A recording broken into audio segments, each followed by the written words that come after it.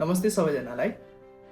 यदि तपाईको स्यालेरी 25,000 देखि 50,000 सम्म छ भने आजको भिडियो तपाईको लागि। आज म तपाईलाई एउटा नेपाली जीवनशैलीमा मेल खाने बजेट देखाउने छु, जसमा हजुरको एक महिनामा 40,000 स्यालेरी मात्र छ भने पनि कसरी 8,000 सम्म फ्युचर फन्ड बिल्ड गर्न सकिन्छ भन्ने कुरा देखाउने छु। पहिले एउटा अनेस्ट कुरा गरौँ। नेपालमा समस्या स्यालेरी कम हुनु मात्र नभएर समस्या हो सही सिस्टम नहुनु पनि। जस्तै तलब आउँछ, रेन्ट, फुड र सेवा र खल्तीबाट ऱ्यान्डम खर्चहरू भइरहेको हुन्छ। लगायत विकेन्ड आउट, फेस्टिभल र फ्यामिली सपोर्टमा खर्चहरू भइरहेको हुन्छ, जसले गर्दा 10-12 दिनमै ब्यालेन्स अलमोस्ट जिरो हुन्छ। मैले आफ्नो करियर सिफ्ट गर्दा पनि यही गल्ती गरेको थिएँ।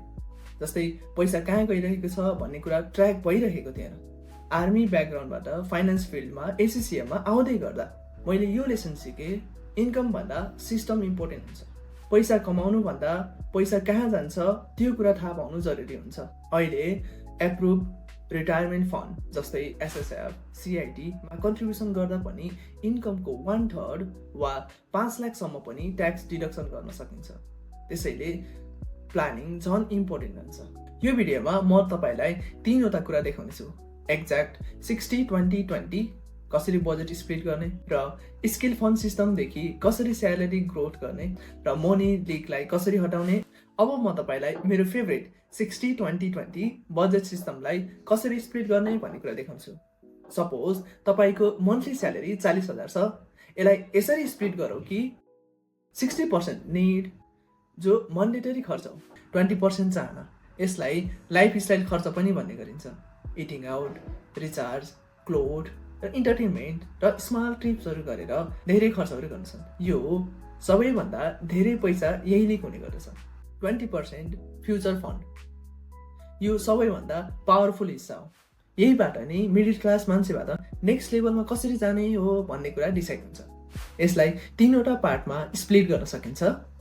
3,000 स्किल फन्डमा, 3,000 इमर्जेन्सी फन्डमा र 2,000 एफडी, एसआइपी र सिआइटी गर्न सकिन्छ। जस्तै यही पार्टमा फ्युचरलाई सेक्योर गर्ने गर्दछ। धेरैले सेभिङमा मात्र फोकस गर्छन्। मैले एउटा एक्स्ट्रा कुरा एड गर्छु, त्यो हो स्किल फन्ड। किनकि सेभिङले पैसा जोगाउँछ र स्किल फन्डले आम्दानी बढाउँछ। सेभिङ मात्र गरेर कोही पनि धनी हुँदैन, आम्दानी बढाउनु पर्छ।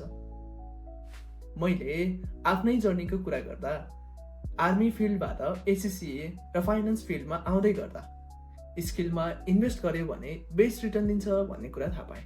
तपाईँ पनि महिनाको 2,000 देखि 3,000 स्किल फन्डको लागि भनेर छुट्याउन सक्नुहुन्छ, जसमा आफ्नो रिलेटेड फिल्डमा इन्भेस्टमेन्ट गर्न सक्नुहुन्छ। जस्तै फाइनेन्स फिल्ड छ भने एक्सेल, एसिसिए कोर्सहरू गरेर, सिए कोर्स गरेर, डिजिटल मार्केटिङ छ भने डिजिटल मार्केटिङतिर र आफ्नो कम्युनिकेसन स्किल्सतिर लगाएर त्यसको लागि आफ्नो रिलेटेड फिल्डमा इन्भेस्टमेन्ट गर्न सक्नुहुन्छ। 2 देखि 3 वर्षसम्म यही तरिकाले स्किल फन्डमा इन्भेस्ट गर्नुभयो भने तपाईको स्यालेरी डबल पनि हुन सक्छ। त्यसै गरी हामीले आकलन गर्न सकिने खर्च र नसकिने खर्चहरूलाई कसरी म्यानेज गर्न सकिन्छ भन्ने कुराहरूलाई डिस्कस गरौँ। जस्तै आकलन गर्न सकिने खर्चहरू भन्नाले चाडपर्व खर्चहरू, दसैँ तिहार र वेडिङ खर्चहरू र बर्थडेको खर्चहरू। यस्ता खर्चहरू हामीले पहिले नै आकलन गर्न सकिने खर्चहरू हुन्। यस्ता खर्चहरू हाम्रो मेजर खर्च हुने गर्दछ, जसले गर्दा हाम्रो महिनाको पुरा बजेट सिस्टम खराब हुन जान सक्दछ।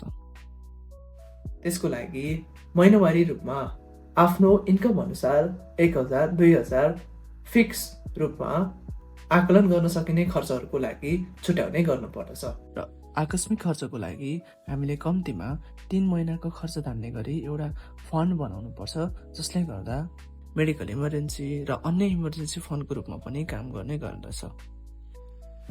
अर्को नदेखिने खर्चहरू, जुन खर्चहरू जस्तै coffee, delivery charges, ride charges, यस्ता खर्चहरू जुन धेरै देखिँदैन तर हाम्रो ओभरअल बजेटमा नेगेटिभ असर पारिरहेको हुन्छ, जसले गर्दा महिनाको 2-4 हजार पैसा गइरहेको हुन्छ। अन्त्यमा म के भन्न चाहन्छु भन्दा तपाईको स्यालेरीले फ्युचर तय गर्दैन, तपाईको सिस्टमले फ्युचर तय गर्छ। जबकि महिनाको 30,000 स्यालेरी हुने व्यक्तिले पनि वार्षिक रूपमा 50 देखि 1 लाखसम्मको फन्ड जम्मा गर्न सक्छ भने त्यसै गरी हामीले सिस्टम बनाउनु एकदम महत्त्वपूर्ण हुन्छ। जस्तै हामीले पिकनिक पार्टीको लागि पनि 1 महिना 2 महिना अगाडिदेखि नै प्लानिङ गरिरहेको हुन्छौँ। त्यसै गरी नै हामीले फाइनेन्सियल प्लानिङ गर्नु एकदम जरुरी हुन्छ, जसले गर्दा हाम्रो फ्युचरलाई बलियो बनाउँछ। कमेन्टमा भन्नुहोस् तपाईँको सबैभन्दा ठुलो मन्थली खर्च के हुन्छ। Personal finance related, growth related भिडियोहरू जान्नु छ भने यस च्यानललाई लाइक, सेयर एन्ड सब्सक्राइब गरिदिनु होला।